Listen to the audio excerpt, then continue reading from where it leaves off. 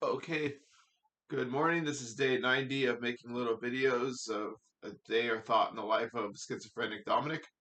I don't believe that I am crazy or diseased, but I do believe I experience schizophrenia. I've been diagnosed with schizoid affective disorder, and I believe that the disease or my mind has been inflicted upon to make me function in a schizophrenic manner.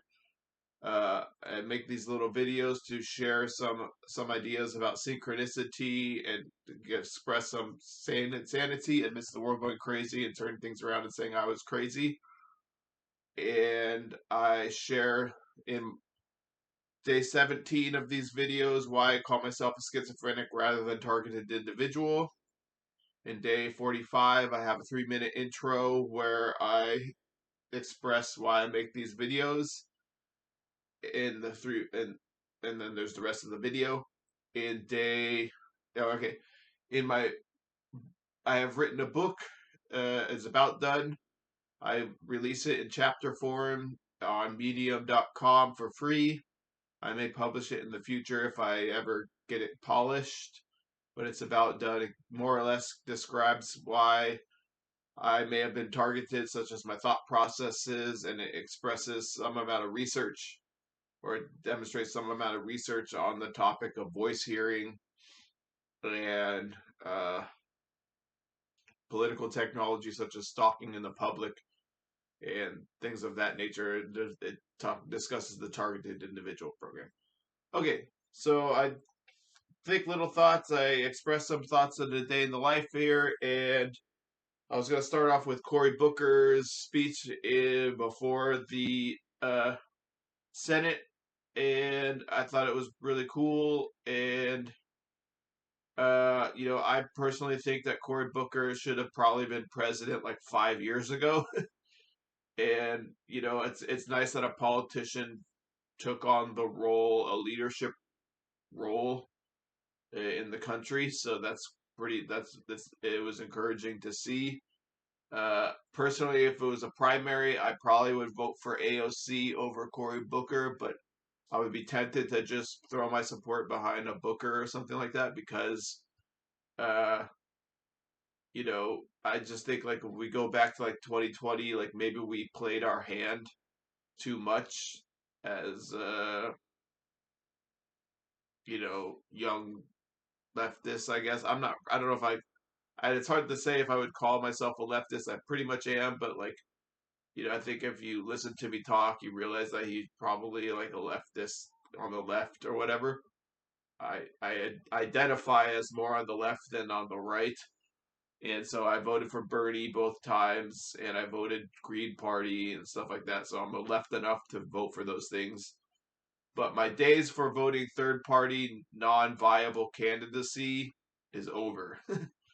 uh, you know, uh, you might say that Trump is a manipulation of the public to get us to go back into the Democratic camp, and we're just like ping pong balls being hit back and forth. And maybe that's true, but okay, it's working. So I will vote for Democrat again. I voted for Biden in 2024 and in 2020. Or I voted for Kamala in 2024 and Biden in 2020. I did not vote in 2012, and in 2016 I voted Green and Bernie in the primaries. So I regret actually the 2016 vote, not voting for Hillary, even though Hillary would have done some terrible things to people around the Middle East.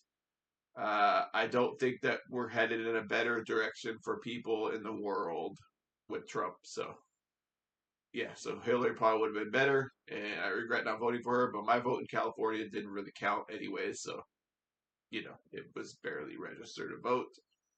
All right, so Booker, if we would have coalesced behind Booker and had a compromise position between the left and the centrists with Biden, we could have avoided this whole Trump thing and we'd be in a better position now as a country. And so, yeah. So I just think like maybe, you politics is a little bit of a bet sometimes in electoral politics, and maybe we played our hand too much by going for Bernie twice.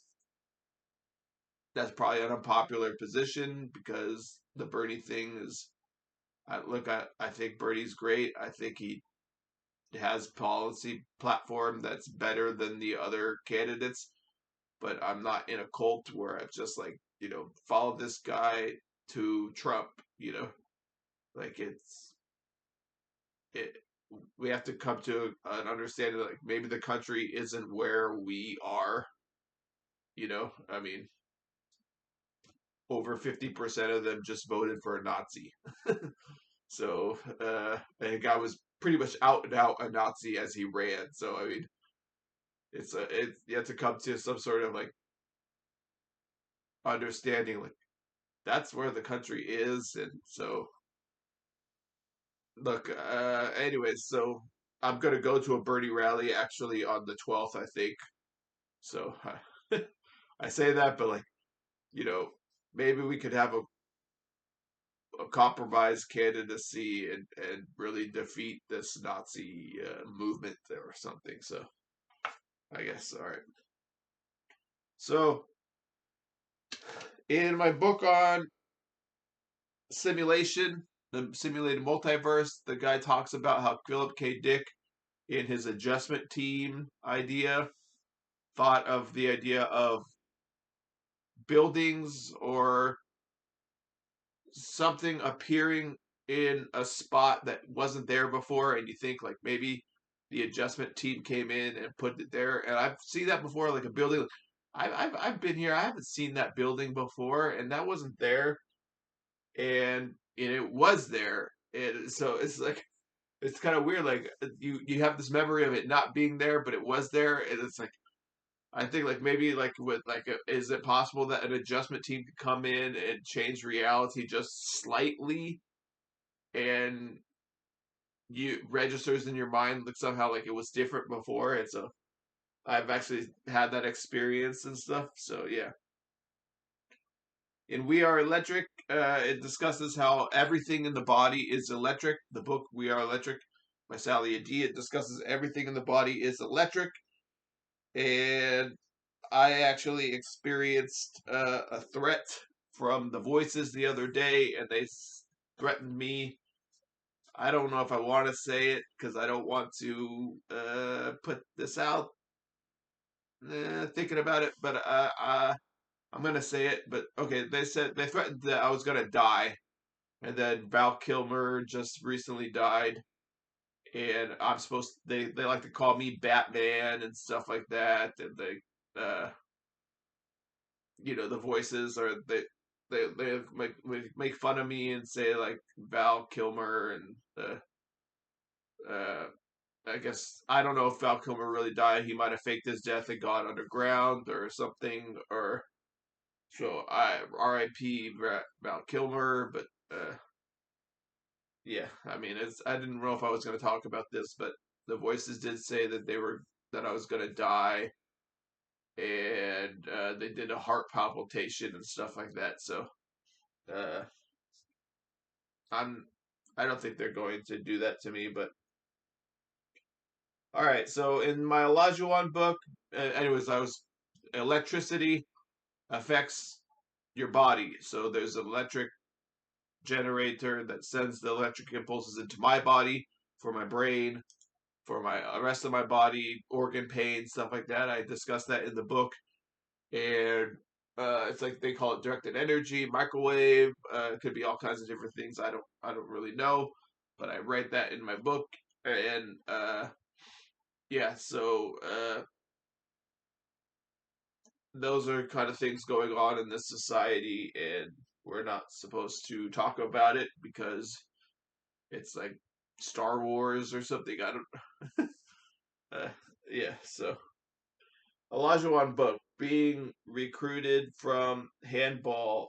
Okay, Olajuwon was recruited from Handball by his coach, and is discussing in the book how his family was a very strict family and stuff. And I was thinking, like, you know, the anti-immigrant rhetoric in this country, and it's like a lot of immigrants come from backgrounds that are actually similar to conservative backgrounds in America, and not all of them, but like a lot. And it's like it's kind of weird that conservatives are they're so mesmerized by this skin color or something, and like or like just like minute cultural differences of like praying to a different god or something. And there was a guy in the Tesla truck that came that was harassing these Muslim people yesterday and saying, "Go back to your shithole country," and the I mean, I'm hoping it was cosplay, but it's kind of scary what's going on. I really think there really are these people that are out there that believe this kind of thing, even if it was cosplay. The guy's touching on something that is like it's like a real reality. This is what people think, and this is how angry they get about it. And they even start wars about it. And we're dealing with kind of psychos in this country. It's like I like to call it Colterica, and I may even change the title of my book to Colterica, Unveiling the Schizophrenic Tradition. And I'm considering it actually because it's like a cult. And all right, in my book, uh, Things Fall Apart, the Olajuwon's favorite book that I picked up. It's a 1958 Nigerian book about post-colonialism or colonialism. It is written. It I had said that Okoye was the son of Unoko, but Unoka Unoka is the father that dies, and he is the debtor, and then he has a son named Ukonkwo. I have an English mind, so when I have all these like Nigerian names, I'm slow to catch up. So I'm reading the book, and there's a lot of KOs and stuff. So I'm trying to get it through my head what the names are and stuff and read slowly. So I apologize for getting those names right. Ukonkwo is the wrestler. He's the achieved son of Unoka. All right. So, and Okoye was the guy collecting on the debt. So I'm getting in the early section of the book. So, okay. In Fingerprints of the God, he quotes a professor named Dale Guthrie, and he describes that the environment that produced all these different animals that we find in the Ice Age period, from the Ice Age deaths from like 13 to 11,000 BC, and there were tons of different kind of species on the planet. And the theory that one of these guys puts forth is that because there was so many different types of species on the planet that are different than what they are today, maybe the environment was a lot different back then. And so people have actually theorized that like when the dinosaurs were around and stuff, that like I think watched this on Ancient Aliens, that when the dinosaurs were around, they were discussing like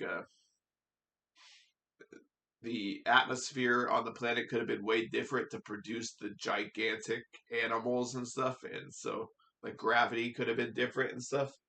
So that's kind of interesting to think about, and think like a life in the universe could be so much different on other planets or whatever. It doesn't have to necessarily be like it is on Earth, but maybe it will be. Uh, it's fascinating to me, to get out into space and see other planets and stuff. So maybe one day, collectively as humanity, we will do that. Maybe we already are doing it selectively. Okay, DMV. I have to go to the DMV today, and I was thinking the DMV, like, to me, sometimes I think like it's like a conspiracy to make the DMV run almost hellish for the purposes of undermining government benefit for society and stuff. So I don't know if that's the truth, but like, you know, maybe we can open some more DMVs or something, But all right, Musk would close them, I guess. All right, so that's today's thing. I got to go to the DMV, so I will see you guys later. Thank you so much. Goodbye.